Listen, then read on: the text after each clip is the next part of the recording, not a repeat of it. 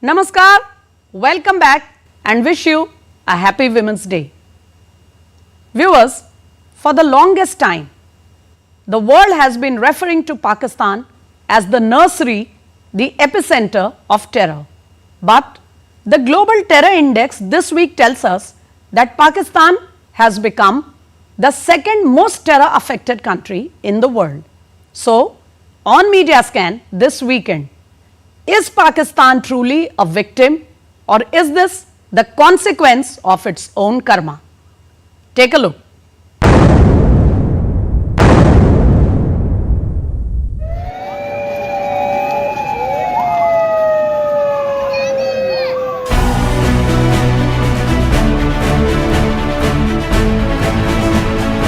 Pakistan is trapped in a mess of its making. According to the Global Terrorism Index 2025, Pakistan became the world's second most terror-affected country in 2024. As evident in the Baloch cantonment attack this week, the Tehrik-i-Taliban Pakistan has emerged as the deadliest terror group in the country. Khyber Pakhtunkhwa or the KPK and Balochistan are the worst affected.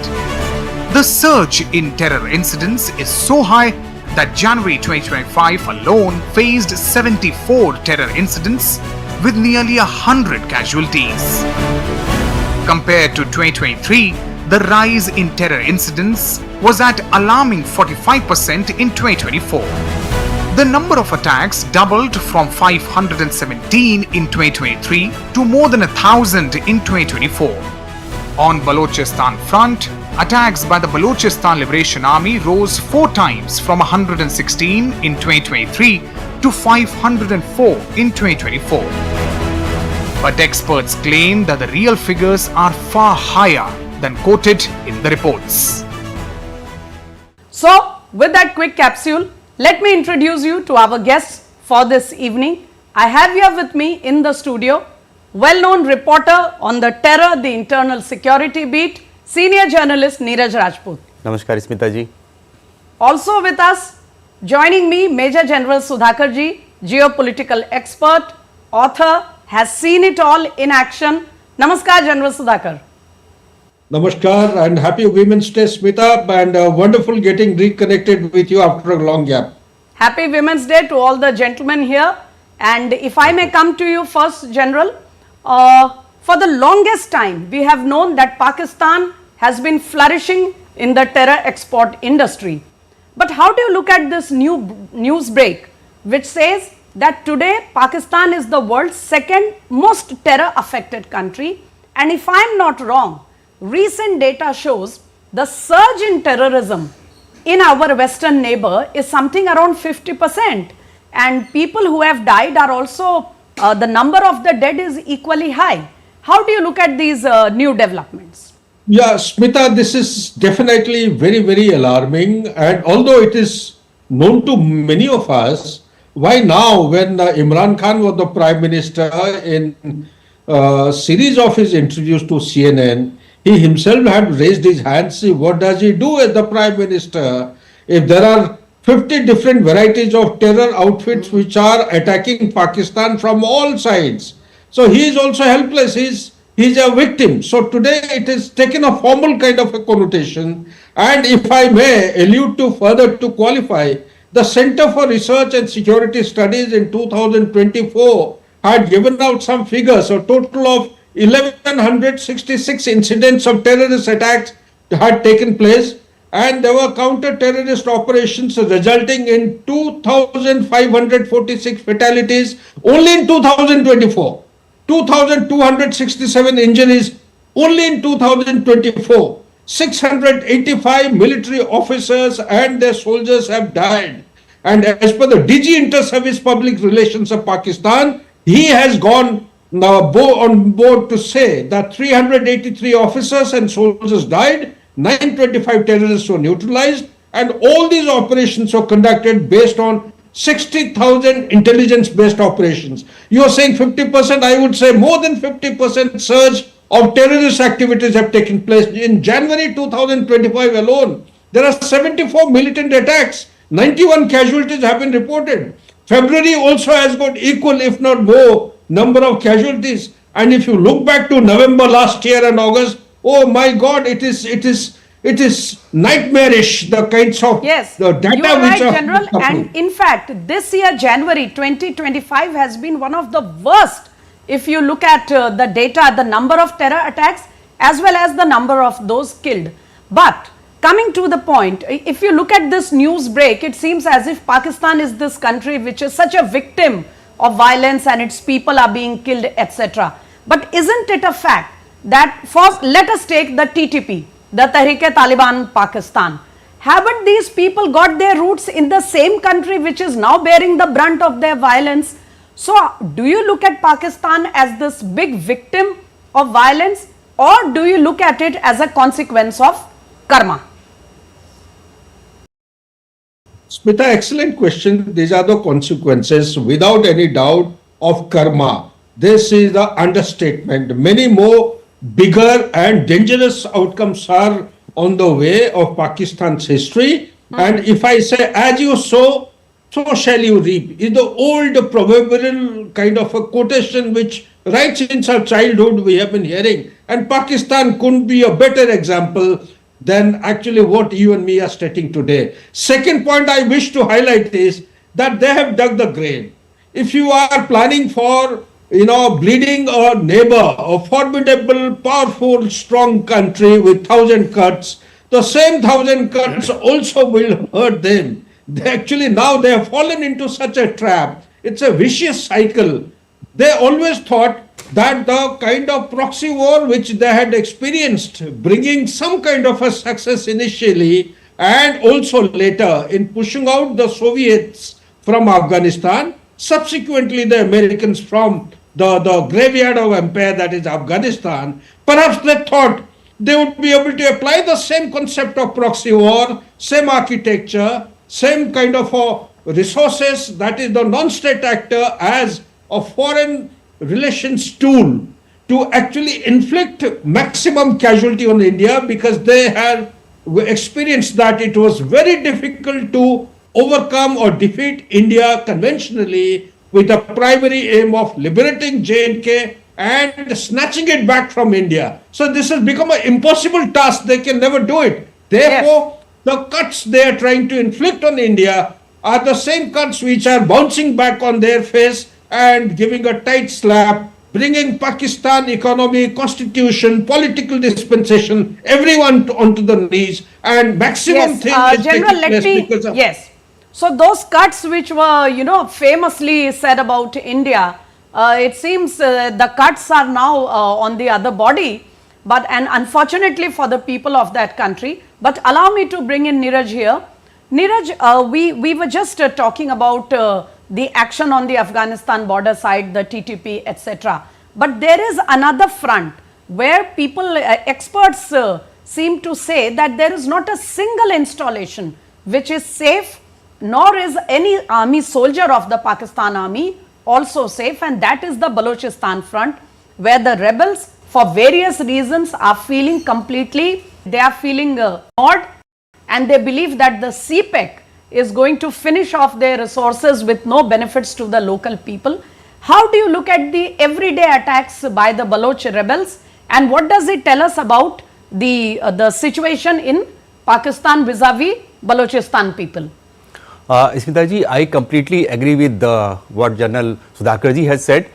See, whatever the figures they have given us and the Global Terrorism Index has given us, actually the figure is very much high. It's 4 times higher than what has been in the open source, because OSINT, that is the open source intelligence, have revealed that they have casualties as big as 4,000 number of figures, and their security forces... No. So, 1 second. Are you trying to say that the data that has come this week, which is itself quite alarming, is actually much less than the real... Yes. Actually, the real one. The OSINT figures shows that it's 4 times higher than, and that's why whatever Global Terrorism Index is saying that it's the second most affected, is the first, it's at the number 1 which has been affected. And whatever the figures ISPR, that is the Pakistan Army's media wing, is given, that is very less. They are giving very less information.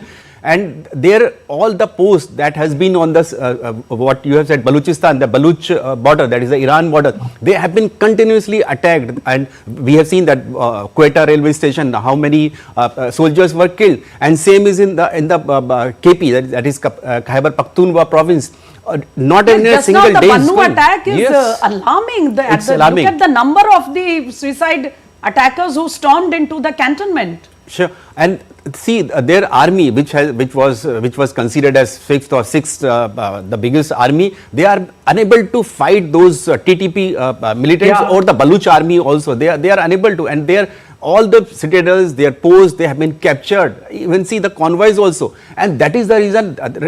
Recently, we have seen that Quetta airport photograph, which was seen that not a single flight flows from there. That shows what kind of infrastructure China has created in that. And China is now regretting that why they have created this CPEC project, because they have not been able to gain anything from that. And Baloch army and Baloch militants, they are continuously attacking the Chinese and the CPEC. And that is why we have come to know that Chinese army in form of private militia or private security forces, agencies, they are coming in Pakistan, because they have clearly said to the Pakistan administration and the Pakistan higher echelons that they are unable to protect this CPEC, that is the China-Pakistan economic corridor. Correct. And in fact, sometimes one wonders whether it is the Baloch army which is, ruling over that territory, or is it actually the Pakistan army. But I am happy that we are now joined by well-known geopolitical expert Alok Bansal. Namaskar, sir.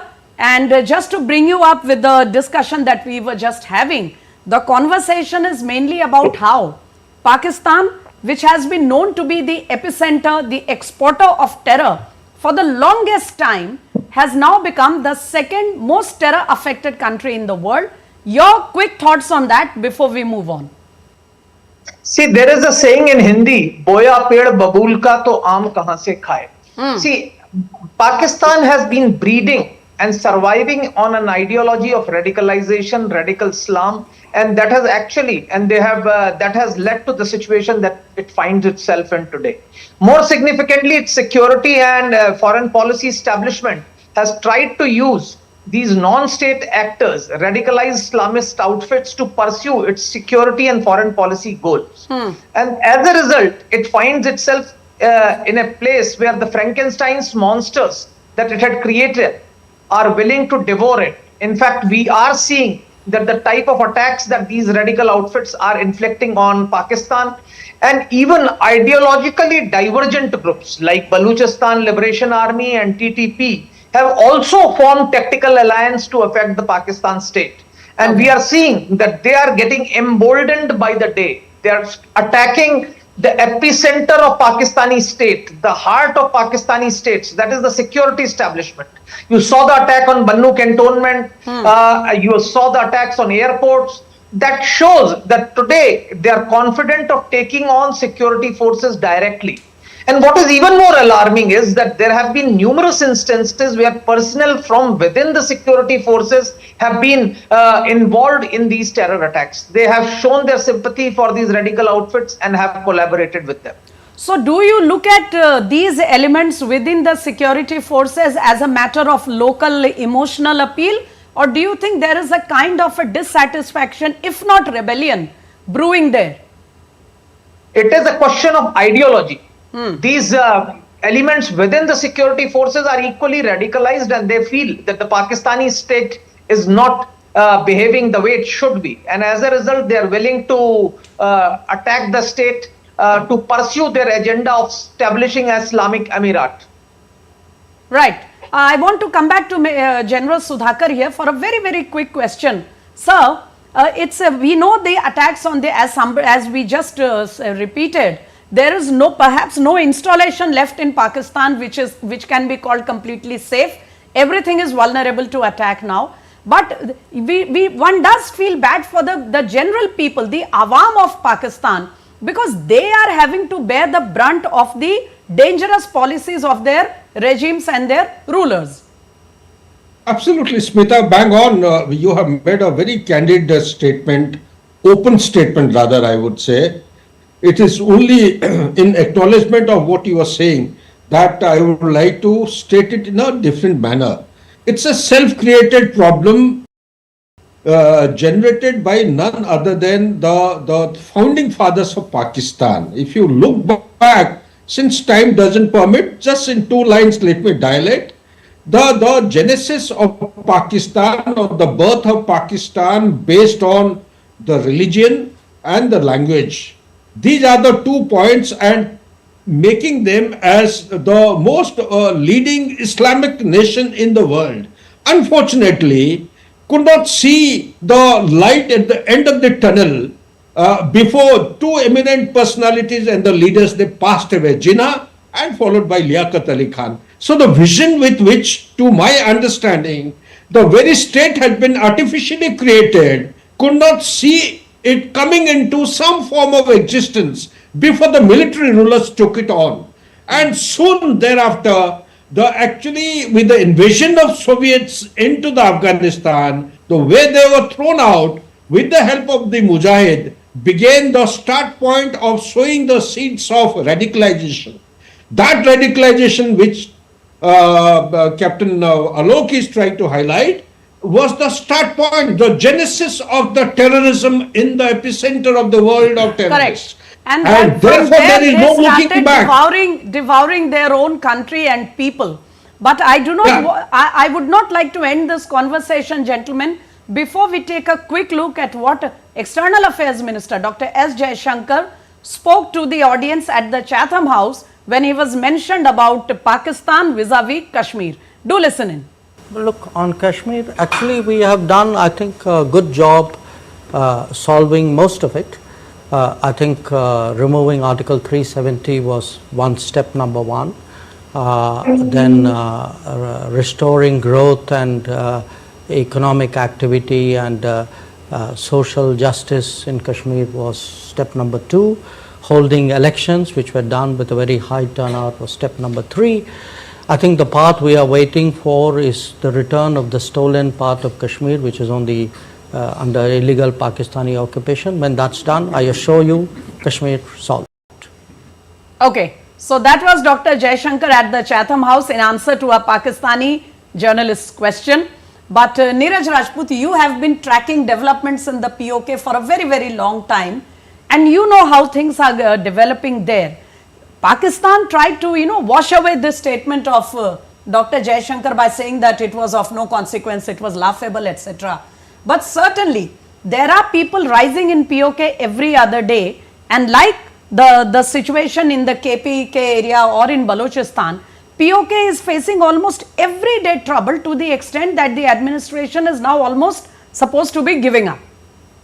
Certainly, Smita ji, we have seen last year the kind of riots and protests that had taken place in POK. Yes. Even Indian flags were raised there in that protest, and people wanted to join India. We have seen that from after Article 370 has been revoked in our part of Jammu and Kashmir.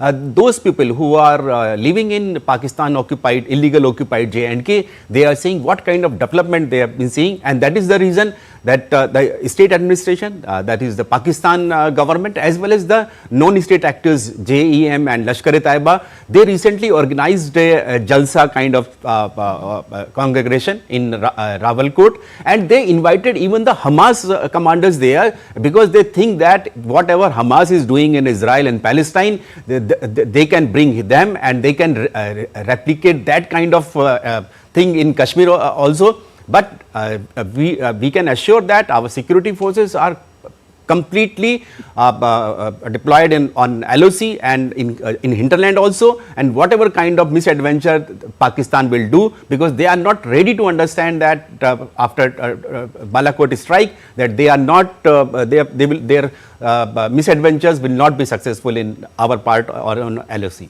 Absolutely. And I would like to come back to Alok ji here. Alok ji, just 2-3 days back, the economic survey for Jammu Kashmir was tabled in the new assembly, and it showed a tremendous growth in all sectors in Jammu Kashmir, not just tourism but overall infrastructure growth. On the one hand, we have such a rising economic scenario in our part of Jammu Kashmir. On the other hand, we are seeing everyday protests in POK. So Pakistan can laugh at the statement of our minister, but that is not going to change the ground reality, will it? See, it will not change the ground reality, and I think the population in POJK is realizing the difference. In fact, there have been huge protests in last 1 year itself. In Yes. fact, Ahmad Farhad, one of the journalists from POJK, was actually picked up by the Islamabad police. And when his wife filed a habeas corpus petition, the Attorney General, the Additional Solicitor General of Pakistan, made a statement in court saying Kashmir is a foreign territory and Pakistani court interfering will be seen as an interference. And to which Hamid Mir, a veteran journalist, said that this very clearly shows that Pakistan is occupying power in Kashmir, where its army has the capacity or security forces have the capacity to pick up people, but courts have no jurisdiction.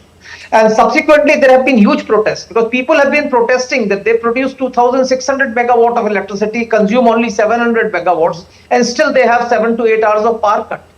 The price for wheat and atta which they pay is almost 3 times the rest of Pakistan.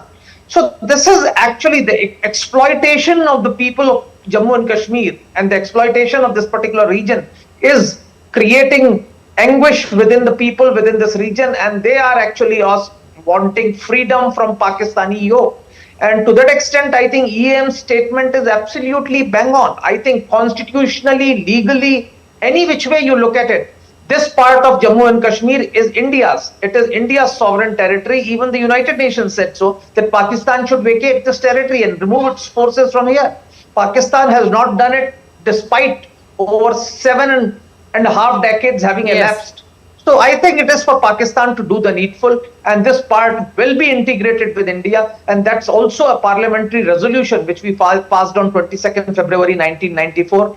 Now this part, we have to get it back, and that is the unfinished agenda as far as Jammu and Kashmir is concerned. Yes, and we are committed by the resolution of our parliament to get it back. But there is very little time left on the show. General Sudhakar, just in one line, sir, I know you are a veteran, but this is a political issue. I remember very well when Dr. Farooq Abdullah used to be the Chief Minister of Jammu Kashmir. Every other day he used to state that there is no point fighting over it. What is gone is gone. Let us make the LOC the international border. जो उनका है उनके पास रहेगा, जो हमारा है हमारे पास रहेगा.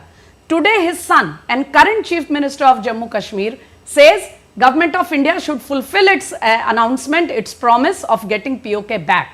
So clearly political lines are also changing, which means people can see the writing on the wall. What would you say? Absolute 100% endorsement of your statement. There is no second thought. Here is the nation which has taken the resolution in 1994. There is no different interpretation of the resolution. India will take back the Pakistan-occupied Jammu and Kashmir, Gilgit and Baltistan. Also, India will take back the 5,218 square kilometer which has been ceded to China by Pakistan in 1963. It is our entitlement. We must make noise, make strategy, and calibrate our approach to take the lost land to these people as soon as possible. The timing is just a matter of time. It's soon going to come back to India. General Sudhakar, thank you for putting it so clearly. And gentlemen, it has been a very short notice, but thank you again, Alok Bansalji, General Sudhakar, Neeraj Rajput, for joining us on this weekend episode of Media Scan. It has been a short but wonderful conversation. Thank you, gentlemen. Thank you. Thank you so much, Smita. Thank you. Take care. So, viewers, it was more than a decade back, in 2011 to be precise, that Hillary Clinton said, addressing Pakistan, that if you breed snakes in your backyard, do not think they will only bite your neighbors. Today, every day, this quotation of Hillary Clinton is being proved right in the territory of our western neighbor. The snakes have started biting the people who bred them.